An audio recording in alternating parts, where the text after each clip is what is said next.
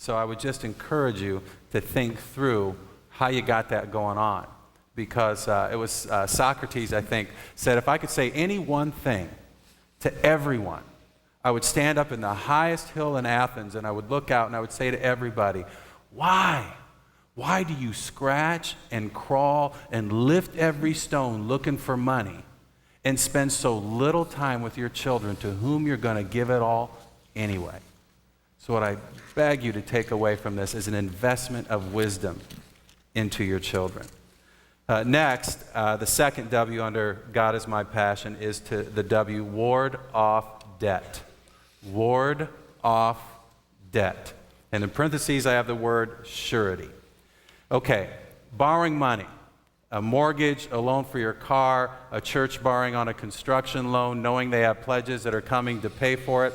That's one kind of debt. And a yellow light, if we're coming up to the street corner, and there's an intersection, a yellow light ought to be going off. Sum it up the way my dad says it. I found out, it's kind of funny if you know him, that he even says this, but he said, I found out it's a lot easier to borrow it than it is to pay it back. And that's the problem.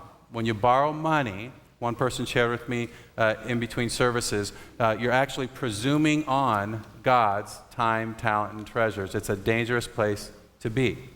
You're presuming that in the future, it's going to come my way and this will all get taken care of. Okay, so a yellow light ought to go up when you come to borrowing money in any way, shape, or fashion. I think the drama said the borrower is the slave to the lender. Okay? However, there is one kind of concept of debt that I think the Bible puts a red light on, closes the door, says don't ever do it, and that is surety. That is owing more than the asset is worth. Owing more than the asset is worth. And I think that it says that fairly clearly in Proverbs 22, verses 26 and 27. Proverbs 22, verses 26 and 27. Do not be a man who strikes hands in a pledge or puts up security for debts. Why? If you lack the means to pay, if you don't have the resources equal to or greater than the liability, your very bed will be snatched from under you. I think one translation actually uses the word surety quite frequently in those verses in Proverbs. When I owned Cruise International, I owned the auction company. I was struggling because I think at least at one point in my life, I was living in surety. I think, I wouldn't know for sure, but I think that the liabilities were greater than the assets, and I didn't know where the next day's resources was going to come from. And then you remember my uncle, the attorney, who brought me down this pathway of measuring success by wisdom instead of by money, by the world's way. And I started to read and study and apply these things to my life at that point. And kind of as God has done it in my life, and I'm sure He's done it in yours, I get a call one day from a guy who had restored a 55 or 56 Ford Thunderbird convertible, and he had it was in the early stages of glaucoma, and he couldn't drive and enjoy it anymore. Well, that man was Larry Burkett, the founder or co-founder of Money Matters, who was on the radio, wrote Business by the Book, How to Do Business, through God's Principles from the Bible. And so it was really kind of a cool thing because Truett Cathy, the owner of Chick-fil-A, ended up buying it at the auction in Atlanta. But I had Larry as a captive audience on the phone. We got all done. I told him how we'd sell the car and all that, and everything was great. And I said, Larry, can I ask you a question? Because I figure like I'm going to be on the radio. And he says, sure. And I told him about a scenario I was in. There was a Christian banker who was soliciting me, and he was saying, Mitch, I'll give you the money. I'll tie up your whole life, in parentheses, but he didn't say it that way. And I'll give you the money. You can make every improvement at Cruise Auction Park that you want to make now and reap the benefit of that income stream that you would have with those improvements now. I'll give you the line of credit so you can buy anything that you want where somebody doesn't want to have an auction and you resell it in the auction method. I'll do that for you. So I'm telling Larry Burkett this.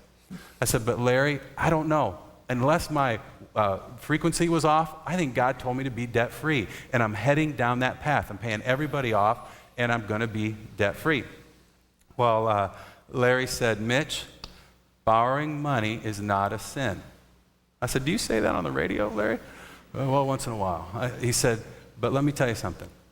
If I ever thought God told me to be debt-free, I would never borrow a dime. I would never borrow a dime because I would be robbing myself of the blessing that God has intended for me.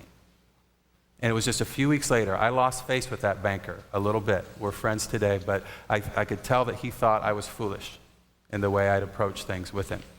And it was a few weeks later, and I had a meeting with a major international corporation, and they became our first title sponsor for our events, which means they paid money to have their logo and have a presence in all of our marketing and at all of our events. And it was kind of like this. It was kind of like God sort of went, this is to me, this is what I think he was doing to me. And he was saying, Mitch, there's other ways I can do this. You can trust in the giver, not the gifts. And so that's what I would encourage you with today. I would just run. I would run from ever owing money. It would be a red light on ever owing money more than what the assets are to repay. And then I would always have a yellow light go up because, like my dad says, it's if you're going to borrow money for any reason, because it's a lot easier to borrow than it is to pay it back. Well said. In God's provision, just keeping track here with our outline, we give to God. We give to the poor, we give to your children, we ward off debt. That's what Mitch just talked about. And then C here, write this down, waste not. Waste not. You want your spending to always be less than your net income. Proverbs 27. Look at Proverbs 27, verses 23 and 24. It says in verse 23, know well.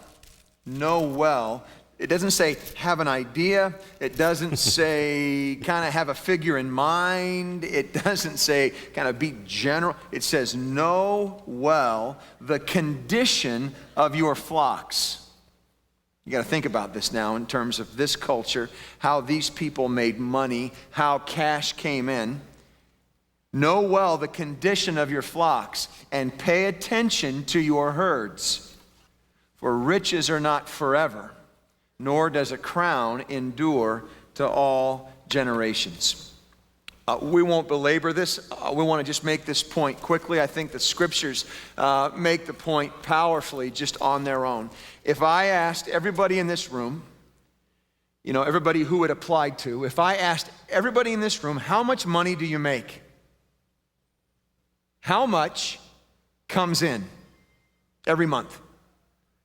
The amazing thing is, while we talk about that being such a confusing arena at times, most of you know exactly. Most of you know exactly how much comes in. Most of you in the room know the condition of your flock. You know what your herd is bringing in. Many of you in the room to the penny.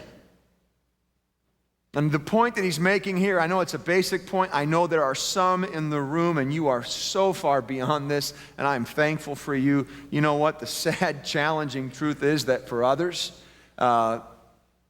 this is a new concept. Don't spend more than that number. Don't do that. Don't do that. Don't spend more than you make, God says. And when you honor that principle, and when you abide by that truth, when you give yourself to that kind of discipline, he honors and he blesses, and you experience a freedom in life and in living and in giving that you've never known. And I know it's basic, but I want to just remind you that the God of all wisdom, for now, today, he has determined that that's your number. It's not unfair. You're not getting hosed. It's not a bad thing. It's your number. And God has, in his sovereignty, ordained that that is your number for today. And so he promises to give you and I the strength and courage needed to live within that number. We heard just this week, Mitch and I were talking about it before, heard it on CNN. Well, I actually read it on the website. Average credit card debt today, $13,600. $13,600 average credit card debt per family. Consumer debt, including mortgages, at an all-time high of $7.3 trillion. And we're very aware of the pressure. We're very aware of the pressure, the voices that you hear, the commercials that come at you, the philosophy of the day. What'd you have down here, Mitch? The advertisements say, buy me, rent me, or put me in your hair. Yeah. I won't say anything.